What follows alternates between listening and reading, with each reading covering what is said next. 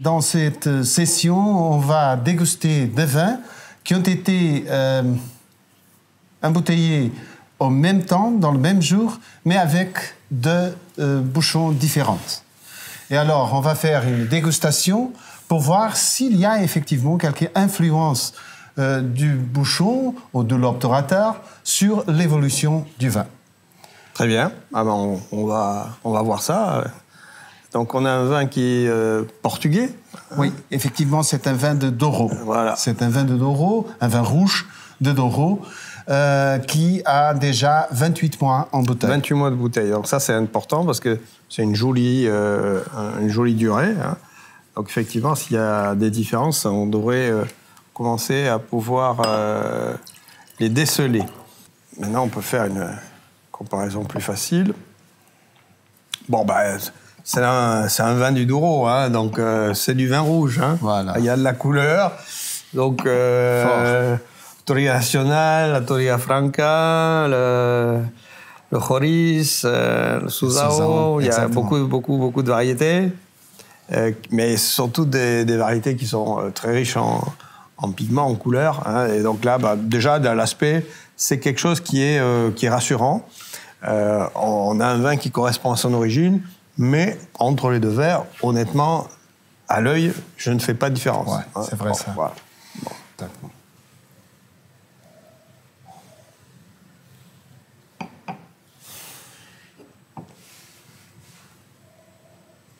Bon, bah déjà à ce stade, oui, on peut noter une certaine différence qui est assez nette. Alors, dans les deux cas, les profils aromatiques sont intéressants. Il n'y a pas de... Ouais. Il n'y a pas un profil meilleur que l'autre, mais il y a des profils différents. C'est clair, c'est net, c'est précis. Dans le verre numéro 2, on a un fruit qui est plus juvénile et qui est plus fermé. Je ne dirais pas qu'il y ait une note de réduction, mais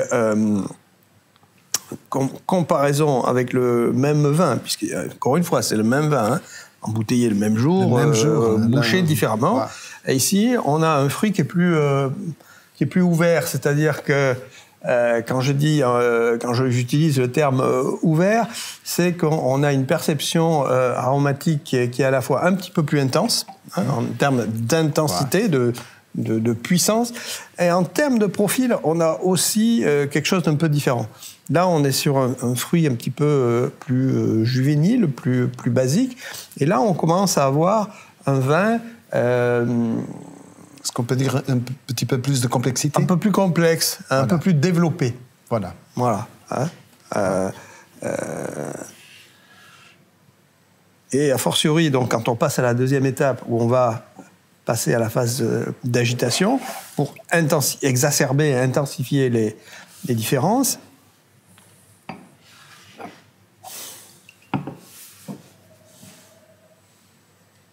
là, c'est beaucoup plus net. La différence augmente.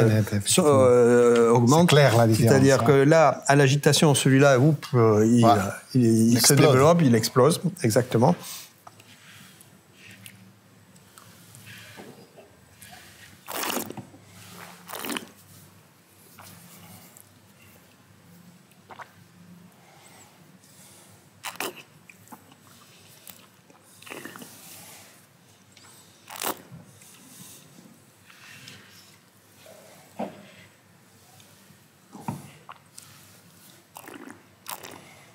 Alors, là, c'est, je dirais, encore aussi net à la dégustation. Alors, je commencerai par le verre numéro 2, par le côté qui me plaît un peu le moins, à savoir que, bon, lui, très bon vin, hein, les deux sont très bons vins, très typiques de leur région, et surprenant, dans les deux cas, belle fraîcheur.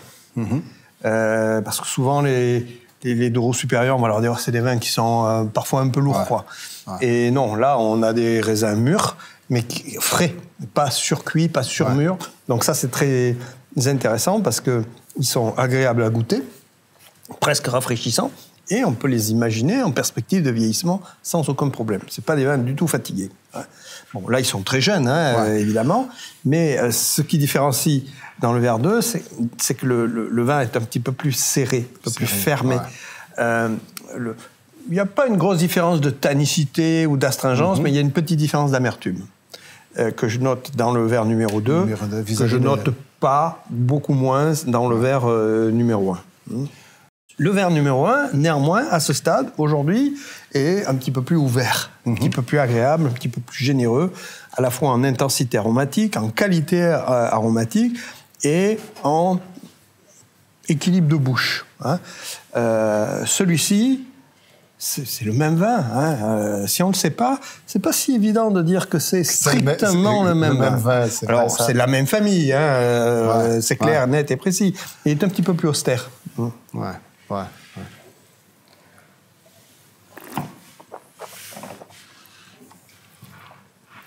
Si j'ai à choisir, finalement, c'est la question que tu ne m'as pas posée encore, mais que tu vas me poser, qu'est-ce que tu préfères ?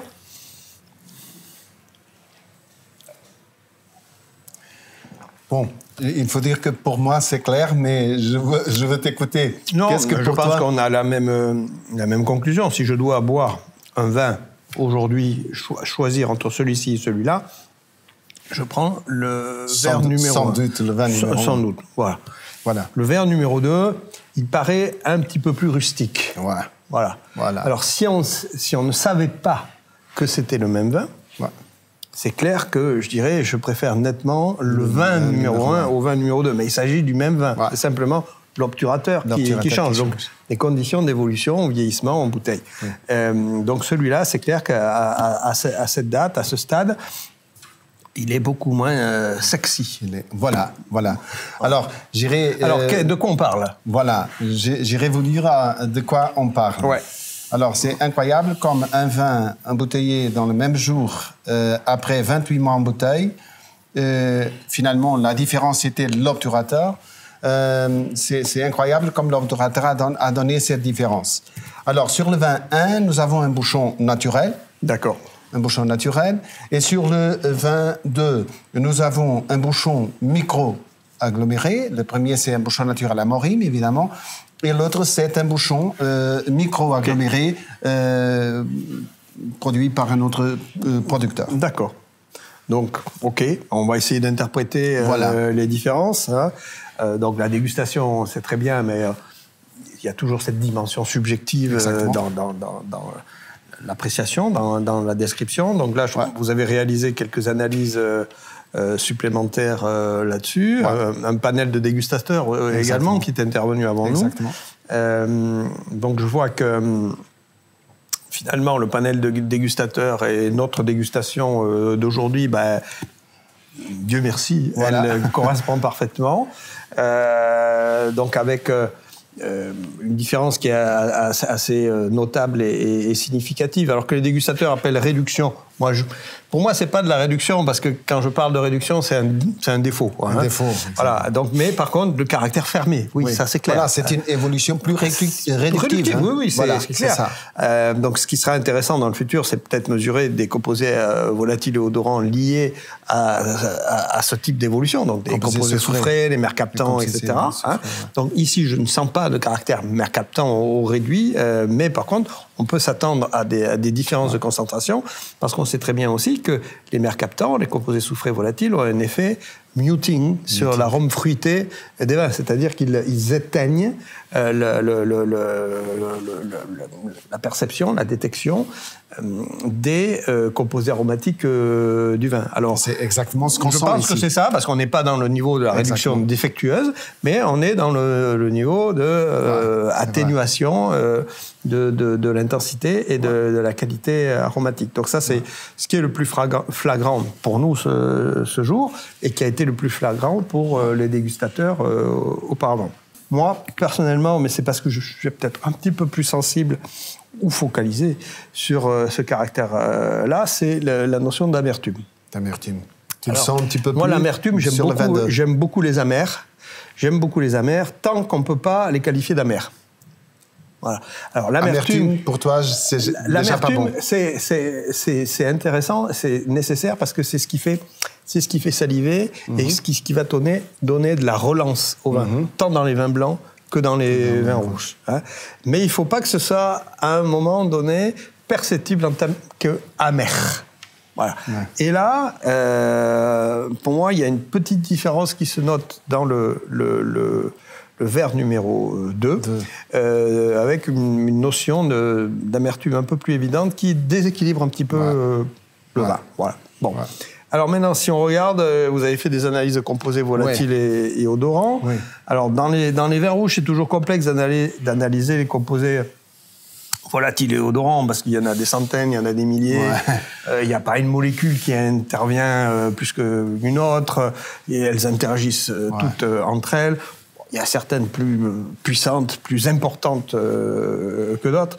Mais bon, là, ce qu'on va plutôt regarder, je pense, c'est plutôt des équilibres dans les grandes familles. Exactement. Alors, ce que l'on note assez clairement quand vous avez fait ces analyses, c'est que finalement, bon, dans la catégorie des composés volatiles et odorants qui interviennent dans l'arôme des vins, notamment dans l'arôme des vins plutôt jeunes, parce qu'on a affaire à un vin jeune, ce sont toute la famille des esters éthyliques qui proviennent de la fermentation alcoolique et malolactique des vins, hein, avec des composés qui sont très importants dans les nuances de fruits rouges, de fruits frais, etc. Et que l'on a à ce stade-là. Ce que nous avons ici. Voilà, tout à fait. Avec une nuance plus épicée dans le verre numéro 1, mais on a la même famille aromatique. Voilà. Alors là, ce qu'on se rend compte, c'est que finalement, si on regarde la somme des esters éthyliques, tous ramenés entre eux, on a une concentration qui est plus faible dans le verre numéro 2 que dans le verre numéro 1. Hein. Voilà, ça peut expliquer aussi, en plus du caractère plus réductif, une intensité aromatique un peu plus faible et une complexité aromatique un petit peu plus limitée dans le cas du verre numéro 2. Alors, c'est toujours pas, finalement... c'est difficile pour un vinificateur de dire je choisis celui-ci ou celui-là. Et là, on voit bien que c'est intéressant. C'est intéressant de voir comment le bouchon va intervenir. Voilà. Donc là, on a un liège naturel classique. Là, on a un micro granulé. Donc, avec tous les travaux qui ont été faits et que vous avez aussi réalisés par vous-même à grande échelle, on sait qu'il y a une perméabilité déjà à l'oxygène qui est assez différente, surtout dans les premières phases du vieillissement. Hein. Donc, on est en plein là-dedans. Donc là, je pense qu'effectivement, on peut déjà avoir une conclusion à ce niveau-là. Cette perméabilité à l'oxygène, elle a influencé nettement l'évolution du profil aromatique du vin, tant au niveau réducteur qu'au niveau de l'intensité, de la complexité aromatique. La deuxième chose, c'est ce résultat un peu intriguant quand on regarde la concentration de composés volatiles dans différentes familles de composés volatiles, où on voit que on en a un petit peu moins avec les microgranulés. Résultat assez constant, hein. Et pas simplement avec les microgranulés, mais on sait que dès qu'on utilise des composés plus hydrophobiques dans la composition des obturateurs, a fortiori s'il s'agit des bouchons plastiques, des joints en polymère plastique, en fonction de la nature du polymère et de la nature de la solution agglomérante pour les microgranulés, on rajoute des produits qui vont avoir une tendance à refixer les arômes. Hein, ce qu'on appelle le phénomène de scalping, qui est très bien connu dans le domaine agroalimentaire avec les emballages. Et ça concerne également le liège naturel, mais a fortiori, lorsqu'on rajoute des concentrations plus importantes dans cette catégorie de polymères, on peut augmenter, intensifier le phénomène. Et tu sais, Pascal, les Australiens ont publié ça clairement déjà il y a quelques années et qui ont montré clairement que le bouchon naturel était le bouchon qui moins scalpe, les plastiques le pire, et entre les deux, les micro-agglomérés. Je crois qu'on a la confirmation, la preuve par neuf ou in vino veritas. Là, on a une confirmation. Ça se mesure, ça se perçoit. Bon, il faudra voir comment ça évolue dans le temps, évidemment, mais on a déjà un résultat très intéressant. Pascal, merci beaucoup. Très intéressantes tes explications concernant ce sujet et très intéressant de voir la différence entre les deux vins qui sont vraiment prononcés jusqu'après 28 mois. Bon, eh bien, à suivre, à répéter. À suivre et à répéter. Merci beaucoup, Pascal. Et bonne dégustation. Alors, à vous. À toi. Cheers.